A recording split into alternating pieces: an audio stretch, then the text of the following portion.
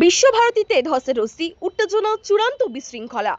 বিশ্বভারতী কর্তৃপক্ষ ও শ্যামাপ্রসাদ মুখার্জির research foundation যৌথভাবে বিশ্বভারতীর লিপিকা প্রেক্ষাগৃহে দ্রৌপদী ভাষা আলোচনা সভাতে কেন্দ্র করে চূড়ান্ত উত্তেজনা বিশ্বভারতীর লিপিকা প্রেক্ষাগৃহে। অনুষ্ঠানকে ঘিরে বিক্ষোভ বাম ছাত্র সংগঠনের, নিরাপত্তা কর্মীদের সাথেই ধসের রশ্মি। বিশৃঙ্খলা রাজ্যের একমাত্র কেন্দ্রীয় বিশ্ববিদ্যালয় বিশ্বভারতীতে। আন্দোলনকারীদের দাবি, বিশ্বভারতীকে আরএসএস এর আঁতুড়ঘর করা হচ্ছে। বিশ্বভারতীতে রাজনীতিকরণ মানছি না।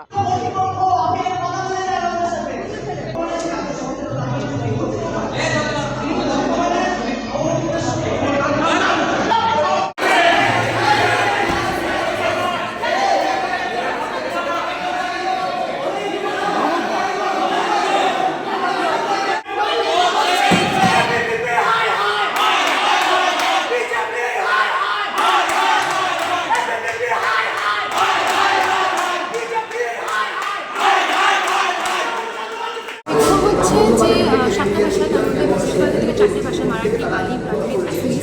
সেই ভাষাগুলো প্রতি ভাষায় স্বীকৃতি পেয়েছে ক্লাসিক্যাল ল্যাঙ্গুয়েজে। এটার জন্য আমরা খুব খুশি হয়েছি এবং গর্বিত যে এই ভাষাগুলো স্বীকৃতি পাচ্ছে।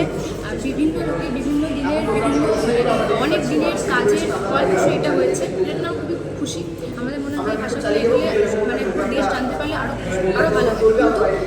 জন্য বিশ্বভারতী কর্তৃপক্ষ একটা সেমিনার অর্গানাইজ করেছে সেলিব্রেশনের সেই ভাষাগুলোর, কিন্তু সেটা যদি বিশ্বভারতী কর্তৃপক্ষ নিজে থেকে করতো, শুধুমাত্র বিশ্বভারতী থেকে করা হতো, তাহলে আমি আরও বেশি খুশি হতাম।